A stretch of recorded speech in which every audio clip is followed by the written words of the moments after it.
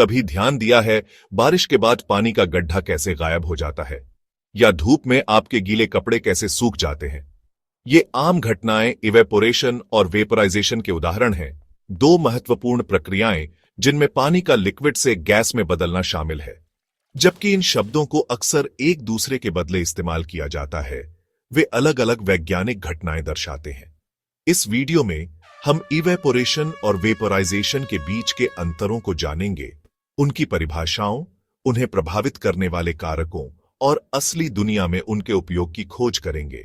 इन प्रक्रियाओं को समझने से हम प्राकृतिक दुनिया और इसकी जटिल कार्यप्रणाली के लिए अपनी प्रशंसा को गहरा कर सकते हैं। तो आइए इन आकर्षक वैज्ञानिक घटनाओं के रहस्यों को उजागर करने और अपने आसपास की दुनिया की स्पष्ट समझ हासिल करने के लिए एक यात्रा शुरू करें। इवेपोरेशन एक सतह की घटना है जो तब होती है जब कोई लिक्विड अपने बॉइलिंग पॉइंट से कम तापमान पर गैस में बदल जाता है। बॉइलिंग के विपरीत, जो पूरे लिक्विड में होता है, इवेपोरेशन केवल लिक्विड की सतह पर होता है। दोस्तों के एक ग्रुप को टैग खेलते हुए इमेजिन करो, लेकिन केवल ग्रुप के किनारे वाले ही गेम छोड़ सकते हैं। कई कारक इवेपोरेशन की दर को प्रभावित करते हैं। तापमान एक महत्वपूर्ण भूमिका निभाता है। लिक्विड जितना गर्म होगा, उसके मॉलिक्यूल उतनी ही तेजी से चलेंगे और उनके लिए वेपर के रूप में हवा में निकलना उतना ही आसान होगा। इसे ऐसे समझो, अगर आप स्टोव पर पानी का बर्तन गर्म करते हैं तो पानी काउंटर पर छोड़ने की तुलना में बहुत तेजी से इवेपोरेट होगा। दूसरा फैक्टर सरफेस एरिया है। यदि किसी लिक्विड का सरफेस एरिया बड़ा है तो अधिक मॉलिक्यूल हवा के संपर्क में आते हैं, जिससे इवेपोरेशन की दर बढ़ जाती है। यही कारण है कि गीले कपड़ों को फैलाकर सुखाने से उन्हें तेजी से सूखने में मदद मिलती है। दूसरी ओर, वेपोराइजेशन एक व्यापक शब्द है जिसमें इवेपोरेशन और बॉइलिंग दोनों शामिल हैं।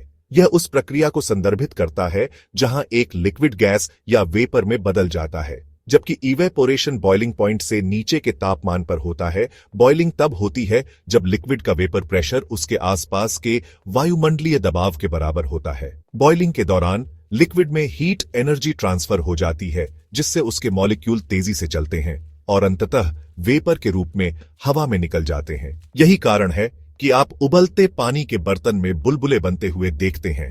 गर्मी लिक्विड पानी को पानी के वेपर में बदल रही है।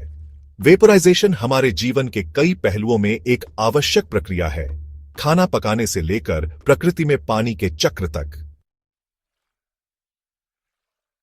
सेक्शन 4 मुख्य अंतर धीमा और स्थिर बनाम तेज और उग्र। इवेपोरेशन और बॉइलिंग के बीच मुख्य अंतर उनकी गति और उस तापमान में है जिस पर वे होते हैं। इवेपोरेशन एक धीमी और क्रमिक प्रक्रिया है जो किसी भी तापमान पर होती है, जबकि बॉइलिंग एक तेज प्रक्रिया है जो केवल लिक्विड के बॉइलिंग पॉइंट पर होती है। इसे कछुए और खरगोश की तरह समझो। इवेपोरेशन धीमा और स्थिर कछुआ है, जबकि बॉइलिंग तेज और उग्र खरगोश है। इवेपोरेशन केवल लिक्विड की सतह पर होता है, जबकि बॉइलिंग पूरे वॉल्यूम में होता है। ऐसा इसलिए है क्योंकि बॉइलिंग के दौरान हीट एनर्जी पूरे लिक्विड में वितरित हो जाती है, जिससे सभी मॉलिक्यूल बॉइलिंग पॉइंट तक पहुंच जाते हैं और वेपर में बदल जाते हैं। इन अंतरों को समझने से हमें प्रत्येक प्रक्रिया की अनूठी विशेषताओं और विभिन्न प्राकृतिक घटनाओं और तकनीकी अनुप्रयोगों में उनके महत्व की सराहना करने में मदद मिल सकती है। सेक्शन 5 निष्कर्ष। अपने आसपास के विज्ञान को समझना। निष्कर्षतः इवेपोरेशन और वेपोराइजेशन दो अलग अलग लेकिन परस्पर जुड़ी प्रक्रियाएं हैं जो हमारे दैनिक जीवन में महत्वपूर्ण भूमिका निभाती हैं। इवेपोरेशन एक धीमी और सतह स्तरीय घटना पसीने के माध्यम से हमारे शरीर को ठंडा करने में मदद करती है और गीले कपड़ों को सूखने देती है। वेपराइजेशन, जिसमें बॉइलिंग भी शामिल है, खाना पकाने, बिजली पैदा करने और पृथ्वी के जल चक्र के लिए आवश्यक है।